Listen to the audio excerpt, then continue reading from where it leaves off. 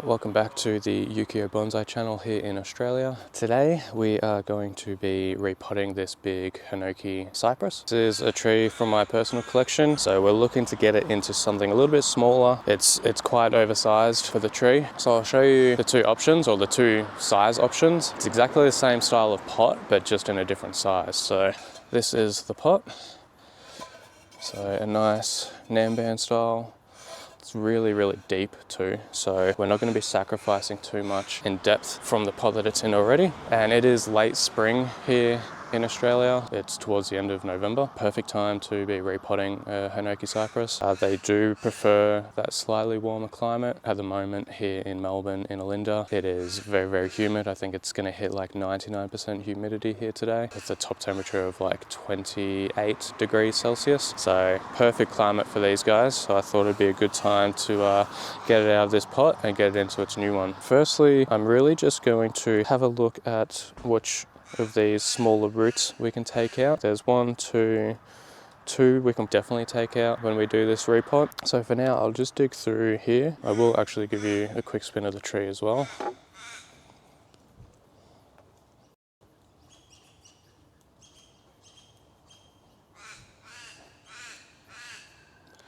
So it is quite a large, heavy tree. I mean, you can see it's standing taller than me. It is on a table, but it is significantly tall. So it might be a little bit tricky to do just on my own. So I may have to get Jeff to come and give me a hand to maybe get it out of the pot or get it into its new pot. Basically, I'm just going to go through and show you how we can repot something of this size and this species. I'll start by digging out a lot of this old soil that's just sitting in between all of the roots and on top of the nabari, and see what we can uncover. So I'm just using a chopstick. There are a lot of fine roots in this section, but they're not feeder roots. Digging them out and exposing them isn't going to be detrimental to the tree. We just want to have a look and see what we can find down low. You can sort of see the original root ball here. So it's sitting out to the pot itself and there's soil level already. So we know that everything from under here has been under soil. Should be safe to just excavate these out a little bit. Hopefully unearth maybe a little bit of a wider base that we can work with. This is always one of the most exciting things with trees, is either finding more of a nabari or initially finding the nabari in nursery stuff. I don't know why. I think that's it's almost like a bit of a gamble sometimes, particularly on nursery stuff, as to what you're going to find underneath the soil. When you do find something that's quite perfect, it's definitely a nice feeling. So as I spin around and start digging through all of this, you'll get a good view of different angles of the tree. You'll be able to see the branch structure. For now, I'm still just going to use a chopstick. It's the most gentle on the roots, and I can also get into those smaller areas, dig out the soil a bit easier. So I don't know if you can see in the video, but we have a root right here. So we have two, one at the back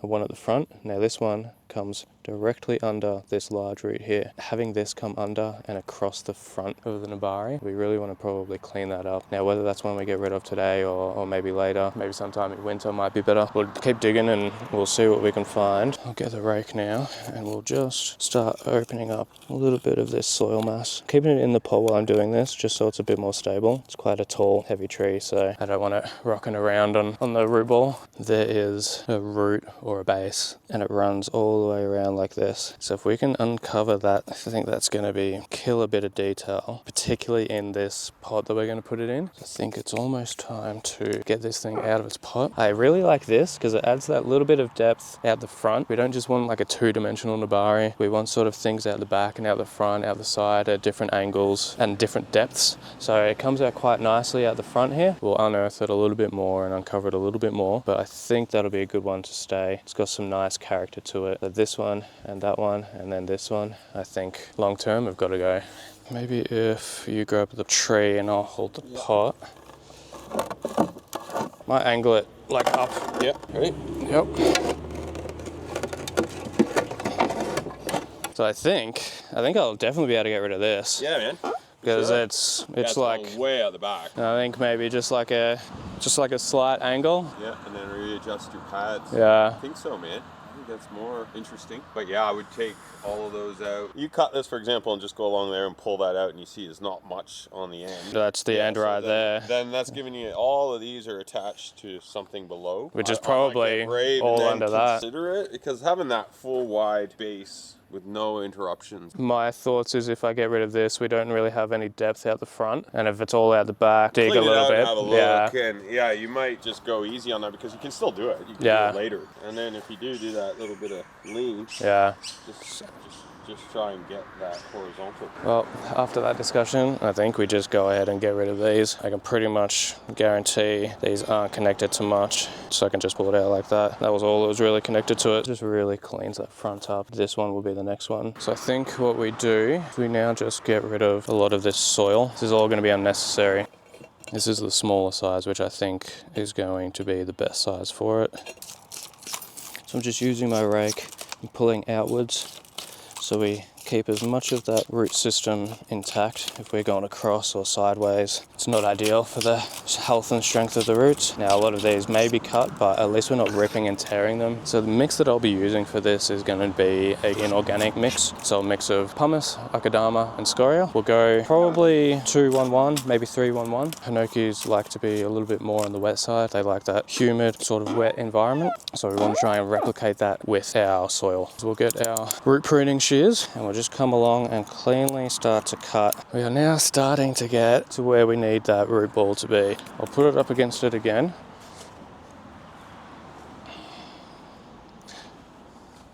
I also like to just get a bit of a spray bottle and just clean it up from where we've been digging through. It'll also just help keep the root ball nice and wet. That sound is going to be very annoying in the video, so apologies for the constant squeaking. I'll try and get rid of it in the audio. It might be a little bit too time consuming. We'll try and get it into the bigger size pot and see how it looks. And if we decide that we want to go the size down, we'll keep working the root ball a little bit more and try and get it into the smaller one. As I'm digging further, I've just found a flare on this side, which I think for the balance of the overall tree, we're really going to need to show a little bit of that, even if it's just a small amount as it comes down to the right hand side. I think that's going to be important. Digging out the back here to try and uncover, so you can see now this massive section. I'll just get a really soft, dodgy little toothbrush, and I'll just start to clean some of this as well, get some of that mud off. So the base of the nabari actually starts here. So it flares out really nicely on both sides now. Whereas before, I think the tree was probably under this much soil. It's lower than I was even thinking. Probably squeeze it in, they'll be flexible. Oh yeah. Built.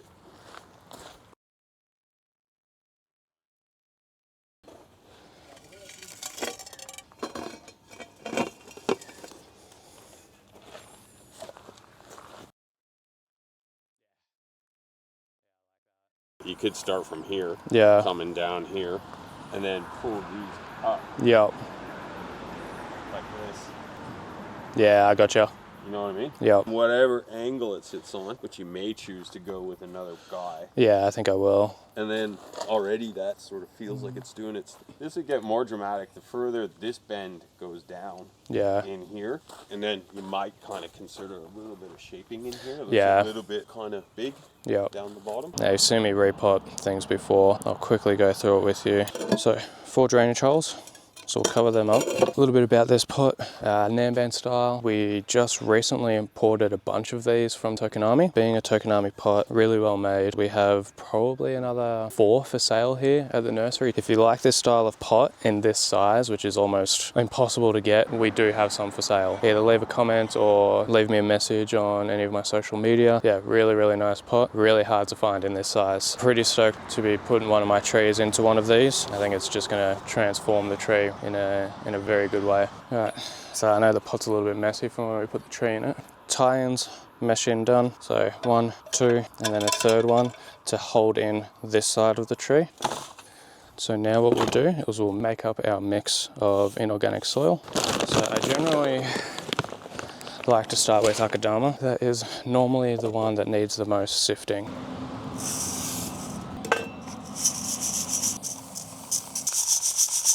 We'll also throw some pumice in there. The original bag of my pumice broke, so I had to separate it into smaller ones. Now this has all been sifted as well, so I'm just gonna go straight in. Now the next thing we have is our scoria, and then we've also got finer scoria here as well, so I'll mix those two together. Now to get that into that pot, we did have to take a little bit more of the roots, so I'm just gonna clean that up really quick. On pots like these, you'll have like a little cutout. So when a pot doesn't have a specific front, generally that's the best way to tell where the front of the pot is. Now some people don't like having that at the front, but I think in terms of lining up the tree to the exact front that you want, having that is the easiest way to do it. Otherwise, if you just have it, I mean, some trees, if you just have like 2-3 centimeters difference in the angle, it can completely change the tree. So having a direct point of where the front is much easier in my opinion. So we'll get our new mix of soil. We'll make a little bit of a mound where we want it to lean. So we want it to lean from that back right side. So putting a little bit more soil in that area.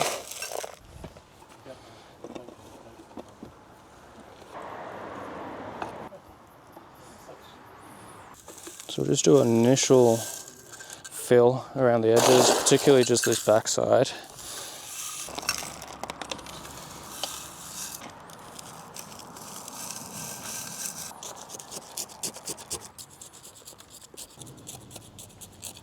We have decided that with how it's sitting in the pot, we need to get rid of this. What I'll probably do is I'll just clean everything up and then I'll gather up some moss. So we use like a top dressing moss on new repots like this, particularly with inorganic soil. It's a mix of sphagnum moss and also just dried out regular old moss. I mean, you can get the moss from anywhere. Try and use moss that is already on a tree and you shred that all up into finer particles, and then we place that on top and we water it in, and it'll keep all the soil in place. It won't move around too much. Over time it'll green up and it'll create a nice bed of moss. So let's get rid of this large section here. Ideally, we would like to do this before putting all the new soil in. We weren't really sure how it was going to be, so we'll just do a bit of a clean. This will all be covered with moss as well. This is the final product. It's now just a matter of tweaking out the branches a little bit, maybe getting a bit of guy wire on there.